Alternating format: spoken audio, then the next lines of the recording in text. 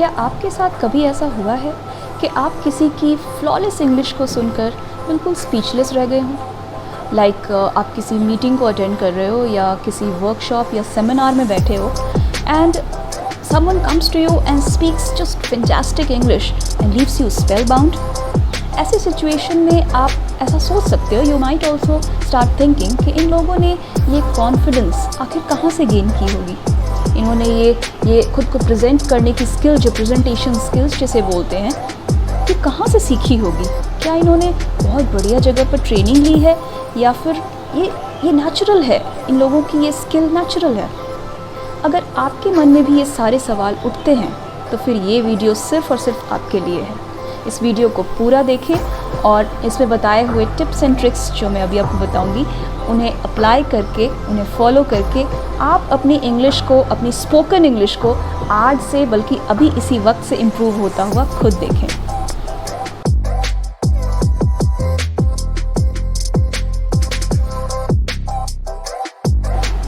Welcome everybody to the beautiful journey of becoming smarter every day. My name is Swati Sinha और आज मैं आपके लिए कुछ इंटरेस्टिंग और स्मार्ट टिप्स लेकर आई हूँ जिन्हें अप्लाई करके आप अपनी स्पोकन इंग्लिश को बहुत अच्छा कर सकते हो, बहुत बड़ा इम्प्रूवमेंट ला सकते हो इसमें। So let's see what I have in store for you today. As you can see on your screens, today we will discuss 3 important points under the head observing and analyzing a speech. सबसे पहले हम लोग देखेंगे how to note keywords, then how to do voice modulation and at last we will see what is the importance of body language in communication.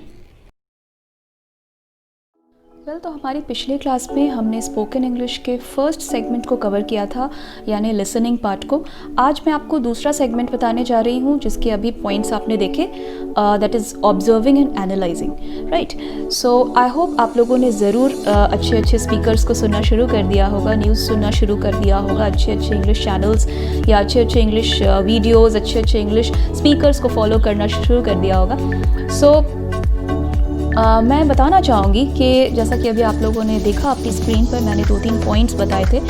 उसमें से पहला point है keywords, alright.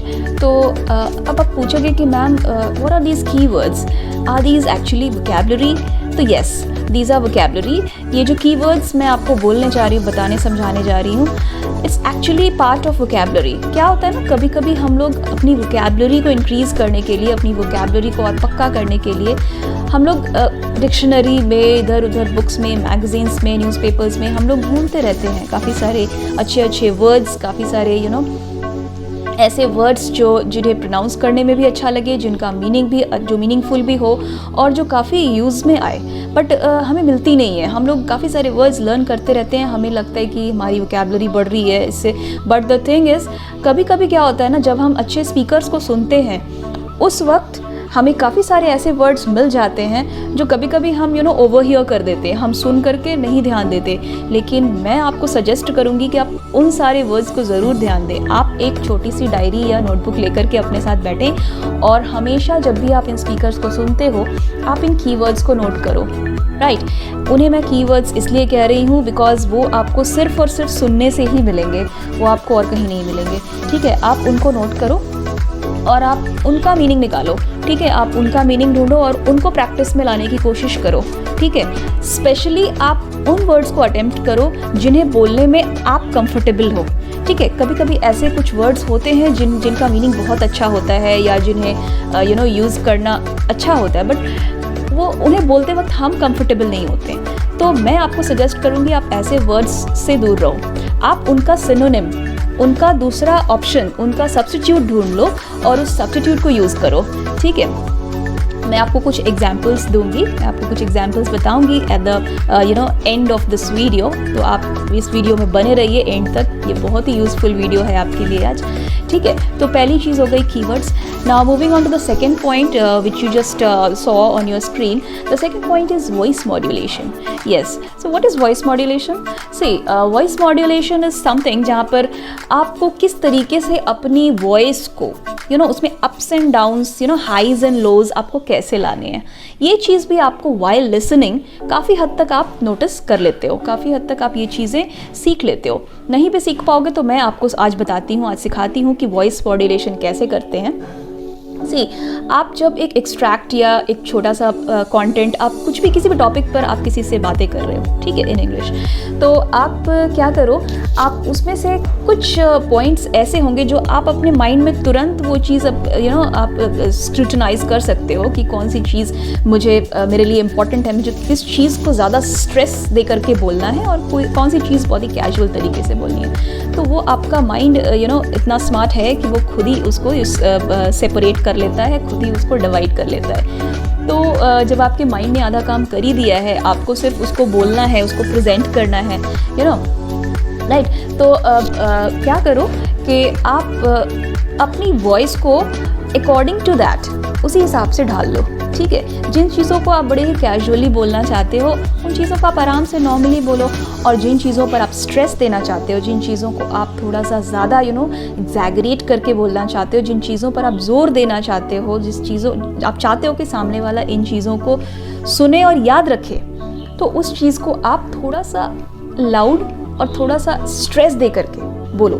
जैसे अभी मैं बोल रही हूँ आपके सामने, the best example you can have is, अभी मैं आपके सामने बोल रही हूँ, आप सुन रहे हो कि मैं कुछ चीज़ों को स्ट्रेस दे करके बोल रही हूँ और कुछ चीज़ों को मैं बड़े ही कैजुअली बोल दे रही हूँ। तो आपको अभी ही पता चल रहा हो, आप इस वीडियो को 2-3 बार अगर प्ले करके देखोगे तो आपको खुद ही समझ में आएगा कि वॉइस मॉड्यूलेशन कैसे करते हैं, राइट। इसके भी कुछ एग्जाम्पल्स एंड में मैं दूंगी आपको। Moving on to the third point. The third point is body language. अब आप सोचोगे कि इसमें बॉडी लैंग्वेज का क्या काम है, तो इसमें बॉडी लैंग्वेज का एक बहुत ही इंपॉर्टेंट रोल है। बहुत सारे इंग्लिश एक्सपर्ट्स, बहुत सारे ट्यूटर्स ये चीज़ नहीं नोटिस करते और अपने स्टूडेंट्स को नहीं बताते, बट मैं ये चीज़ आपको आज बताना चाहूँगी। आई know it might sound a little weird, ये थोड़ा सा वियर्ड साउंड कर सकता है कि हम लोग क्या ऐसा करें एक्चुअली, बट यस, अगर आप ऐसा करोगे तो बहुत आपको बेनिफिट मिलेगा। आप वो चेंज खुद ही नोटिस करोगे। एनीवेज, मैं आपको बताती हूँ कि एक्चुअली करना क्या है। देखो, वाइल लिसनिंग, जब आप किसी को सुन रहे हो, ठीक है, किसी भी स्पीकर को आप सुन रहे हो, आप ध्यान से सुन रहे हो, न्यूज़ वगैरह कुछ भी आप सुन रहे हो, what you have to do is you have to notice the body parts that that particular speaker is using to speak, ठीक है। वो स्पीकर किन बॉडी पार्ट्स को, body parts obviously your tongue, your lip, your teeth, your facial expressions, वो किस तरीके से अपनी आँखों को यूज़ कर रहा है, किस तरीके से वो अपनी टंग को रोल कर रहा है, किस तरीके से अपने लिप्स को टर्न एंड ट्विस्ट कर रहा है, किस तरीके से वो बोल रहा है, किस वर्ड को कैसे प्रोनाउंस कर रहा है। It gives you a lot of hint, बहुत एक अच्छा आपको हिंट मिल जाता है कि आप किस तरीके से अपने एक्सट्रैक्ट को, अपने कंटेंट को आप प्रेजेंट कर सकते हो, बोल सकते हो। I know it might sound a little weird कि आप किसी को देख रहे हो, watching someone, you are hearing someone and you are trying to notice his lips and his tongue and all of that, but yes, at least आप facial expression तो notice कर ही सकते हो ना। तो फेशियल एक्सप्रेशन ज़रूर नोटिस करें कि वो किस वर्ड को कैसे बोल रहा है। उससे क्या होगा ना, मैं ये नहीं कह रही कि आप भी एग्जैक्टली वैसे ही बोलो, लेकिन हाँ, आपको उस वर्ड को प्रोनाउंस करना आ जाएगा काफ़ी हद तक। हाँ, बट यस, इसमें एक चीज़ ध्यान रखिएगा कि आप जिनको सुन रहे हो वो परफेक्ट इंग्लिश बोल रहे हो। ऐसा नहीं कि किसी ने कुछ गलत तरीके से बोल दिया और आपने उसी को पकड़ लिया और वैसे ही आप भी बोलना शुरू कर दे रहे हो। नो, तो वहाँ पे गड़बड़ हो जाएगी। वहाँ पर इस चीज़ को बहुत ही केयरफुली आपको करना होगा। ये जो ट्रिक मैं बता रही हूँ, इसको बहुत ही केयरफुली आपको करना होगा, ठीक है। इसकी भी कुछ मैं आपको हिंट्स, कुछ एग्जांपल्स मैं आपको एंड में देने वाली हूँ। फिलहाल चलिए देख लेते हैं एक छोटा सा कंटेंट जो मैंने आपके लिए बनाया हुआ है। वेल, जिस कंटेंट की मैं बात कर रही थी वो इस वक्त आपके सामने आपके स्क्रीन्स पर है। ये एक छोटी सी कॉन्वर्सेशन है 3 दोस्तों के बीच में, नकुल, मानवी एंड नताशा। इस कॉन्वर्सेशन के थ्रू मैं आपको बताऊंगी how to find out keywords. Nakul says, I wish our school hours were extended by an hour so that we get sufficient time for completing the portion. Manvi replies, but one extra day at home would make a world of difference. Then Natasha says, a longer weekend would be beneficial for all. तो अब आप अपनी screens पर देख पा रहे हैं कि इस छोटी सी कॉन्वर्सेशन में से हमने ऑलमोस्ट 6 कीवर्ड्स ढूंढ निकाले हैं। आप और भी निकाल सकते हैं, बट आपको समझाने के लिए फ़िलहाल इस छोटी सी कॉन्वर्सेशन में से जो 6 कीवर्ड्स मैंने निकाले हैं उनके दूसरे ऑप्शंस, उनके सिनोनिम्स भी मैं यहाँ पर आपको दे रही हूँ। For example extended. सपोज़ आप अपनी स्पीच में इस वर्ड को इस्तेमाल करना चाहते हो, लेकिन आपकी टंग ट्विस्ट हो रही है, आप अनकंफर्टेबल हो रहे हो एक्सटेंडेड को बोलते वक्त, तो आप इसके दूसरे ऑप्शंस जैसे कि डिलेड, इंक्रीज्ड या कंटिन्यूड भी यूज़ कर सकते हो। चलिए उसी तरीके से हम बाकी सारे वर्ड्स को भी देख लेते हैं। Second one is sufficient. इसकी जगह पर आप एम्पल, इनफ या एडिक्वेट भी बोल सकते हो। कंप्लीटिंग, इसकी जगह पर आप कवरिंग, फिनिशिंग ये वर्ड्स भी यूज़ कर सकते हो। अ वर्ल्ड ऑफ डिफरेंस, इसे आप अ बिग डिफरेंस या फिर अ ह्यूज डिफरेंस इससे भी रिप्लेस कर सकते हो। बेनिफिशियल, बेनिफिशियल की जगह पर आप एडवांटेजेस भी बोल सकते हो। ऑल, ये तो हम सभी को पता है कि इसे हम एवरीवन से कभी भी रिप्लेस कर सकते हैं। So it's so easy and simple. चलिए आगे बढ़ते हैं। अब मैं आपको वॉइस मॉड्यूलेशन की तरफ लेकर चलती हूँ। Let us learn how to do voice modulation. यहाँ पर आप देख पा रहे हैं कि मैंने 4 मूड्स टू एक्सप्रेस लिए हैं। 4 डिफरेंट मूड्स मैं यहाँ पर आपको बता रही हूँ, जिन्हें मैं 2 सिंपल सेंटेंसेस से एक्सप्लेन करूँगी। Anger, sadness, secrecy and nervousness. पहला सेंटेंस है लीव मी अलोन। इसे मैं एंगर और सैडनेस के लिए यूज़ करूँगी। एंगर मतलब गुस्सा। अगर आप कभी गुस्से में हो और आप चाहते हो कि कोई आपके साथ जो भी है वो आपको छोड़कर, अकेला छोड़कर चला जाए, आपको बिल्कुल अकेला रहना है, तो आप एंग्री मूड में कैसे बोलोगे? Just leave me alone, please go outside. Just leave me alone, please go outside. ये तरीका है एंगर एक्सप्रेस करने का। अब इसी सेम सेंटेंस को मैं सैड मूड में बोलकर दिखाती हूँ कि जब आप सैड होते हो तो आप किस तरीके से अपनी वॉइस को उसमें मॉड्यूलेशंस ला सकते हो। Please just leave me alone, please just leave me alone. ये तरीका होता है सैडनेस को एक्सप्रेस करने का। तो इस एक सिंगल सेंटेंस से मैंने ये 2 मूड्स एक्सप्रेस कर दिए। अब लेते हैं दूसरे सेंटेंस को, which is I found something behind the old shelf. मुझे पुराने शेल्फ के पीछे कुछ मिला।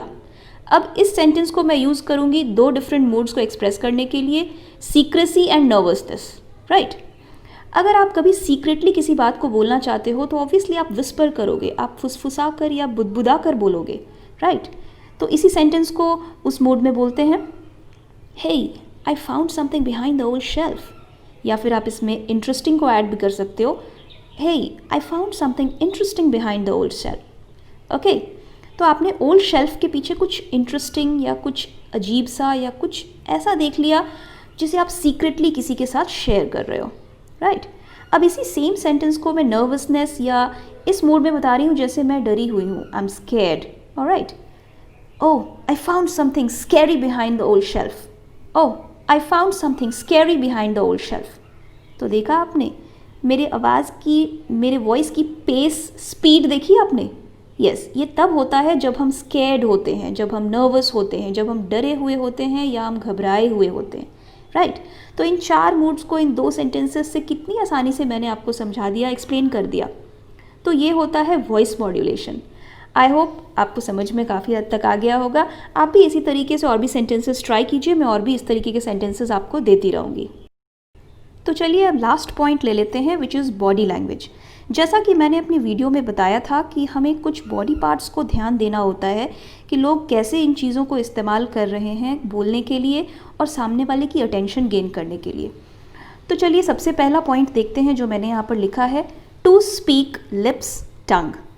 सी, बोलने के लिए, इन ऑर्डर टू स्पीक और टू कम्युनिकेट थिंग्स, हम लोग ऑब्वियसली 2 ही चीज़ों का इस्तेमाल बेसिकली करते हैं, हमारे लिप्स और हमारी tongue, right. But what about getting attention, which is the second point? To get attention, we have to use hand movements. Yes, अगर आपको अपनी ऑडियंस का अटेंशन गेन करना है तो आपको अपने हैंड मूवमेंट्स को यूज़ करना होगा। तीसरा पॉइंट है इम्प्रेसिव स्पीच। अगर आपको अपने स्पीच को, आप जो भी कुछ कम्युनिकेट कर रहे हो उसे इम्प्रेसिव बनाना है, ठीक है, लोगों पर एक अच्छा इंप्रेशन छोड़ना चाहते हो आप, तो आप अपनी आँखों को, अपनी आईज़ को यूज़ कीजिए।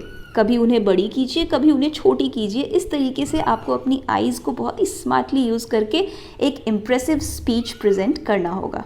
चौथा है टू कनेक्ट। यस, यहाँ पर आप किसी बॉडी पार्ट को बेसिकली यूज़ नहीं करते हो, यहाँ पर सिर्फ आपको एक छोटी सी स्माइल यूज़ करनी होती है, आपके फेशियल एक्सप्रेशंस यूज़ करने होते हैं जो सारा कमाल कर जाती है।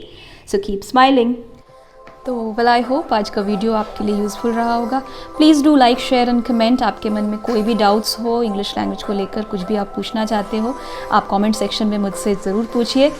So that's all for today. Thank you so much.